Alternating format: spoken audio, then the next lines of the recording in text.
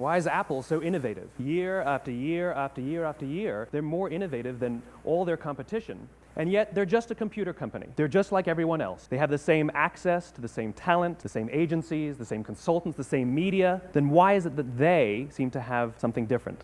Why is it that Martin Luther King led the civil rights movement? He wasn't the only man who suffered in a pre-civil rights America, and he certainly wasn't the only great orator of the day. Why him? And why is it that the Wright brothers were able to figure out controlled powered manned flight when there were certainly other teams who were better qualified, better funded, and they didn't achieve powered manned flight, and the Wright brothers beat them to it? There's something else at play here.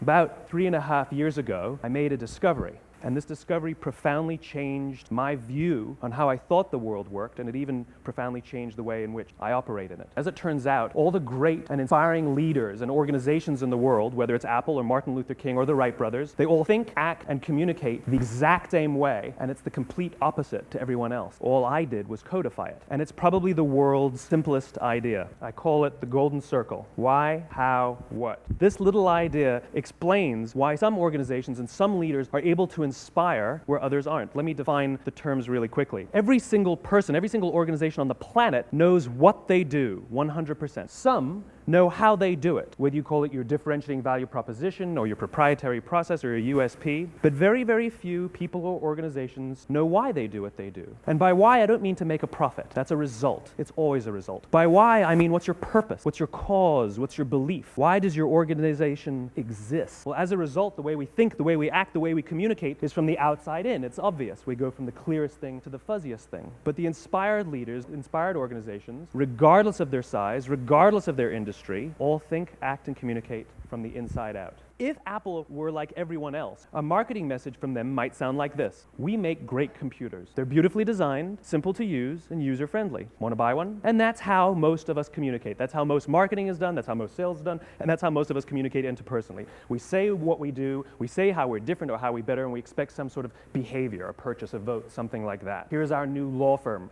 We have the best lawyers with the biggest clients. We have, we always perform for our clients, do business with us. Here's our new car. It gets great gas mileage. It has leather seats. Buy our car. But it's uninspiring. Here's how Apple actually communicates. Everything we do, we believe in challenging the status quo. We believe in thinking differently. The way we challenge the status quo is by making our products beautifully designed, simple to use, and user-friendly. We just happen to make great computers. Want to buy one? People don't buy what you do, people buy why you do it. People don't buy what you do, they buy why you do it. This explains why every single person in this room is perfectly comfortable buying a computer from Apple. Again, the goal is not just to sell people who need what you have. The goal is to sell to people who believe what you believe. The goal is not just to hire people who need a job. It's to hire people who believe what you believe. I always say that hire people just because they can do a job, they'll work for your money. But if you hire people who believe what you believe, they work for you with blood and sweat and tears. And nowhere else is there a better example of this than with the Wright brothers. Most people don't know about Samuel Pierpont Langley. And back in the early 20th century, the pursuit of powered manned flight was like the dot-com of the day. Everybody was trying it. And Samuel Pierpont Langley had what we assume to be the recipe for success. Samuel Pierpont Langley was given $50,000 by the War Department to figure out this flying machine. Money was no problem. He held a seat at Harvard and worked at the Smithsonian and was extremely well connected. He knew all the big minds of the day. He hired the best minds money could find, and the market conditions were fantastic. The New York Times followed him around everywhere, and everyone was rooting for Langley. And how come we've never heard of Samuel Pierpont Langley? A few hundred miles away in Dayton, Ohio, Orville and Wilbur Wright. They had none of what we consider to be the recipe for success. They had no money.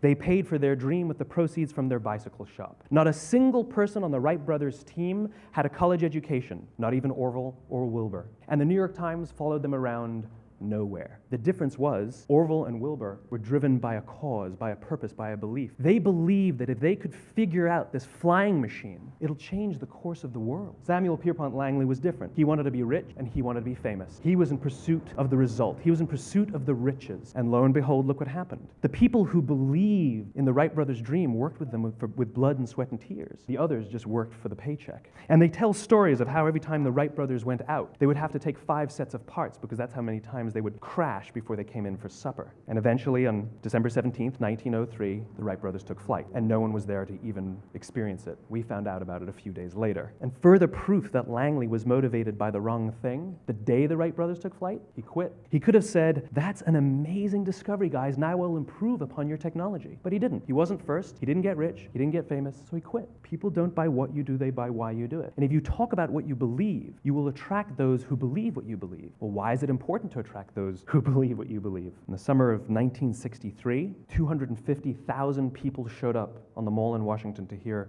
Dr. King speak. They sent out no invitations, and there was no website to check the date. How do you do that? Dr. King wasn't the only man in America who was a great orator. He wasn't the only man in America who suffered in a pre-civil rights America. In fact, some of his ideas were bad, but he had a gift. He didn't go around telling people what needed to change in America. He went around and told people what he believed. I believe, I believe, I believe, he told people. And people who believed what he believed took his cause and they made it their own, and they told people. And some of those people created structures to get the word out to even more people. And lo and behold, 250,000 people showed up on the right day, on the right time to hear him speak. How many of them showed up for him? Zero. They showed up for themselves. It's what they believed about America that got them to travel on a bus for 8 hours to stand in the sun in Washington in the middle of August. It's what they believed. And it wasn't about black versus white. 25% of the audience was white. Dr. King believed that there were two types of laws in this world, those that are made by a higher authority and those that are made by man. And not until all the laws that are made by man are consistent with the laws that are made by the higher authority will we live in a just world. It just so happens that the civil rights movement was the perfect thing to help him bring his cause to life. We followed not for him, but for ourselves. And by the way, he gave the I have a dream speech, not the I have a plan.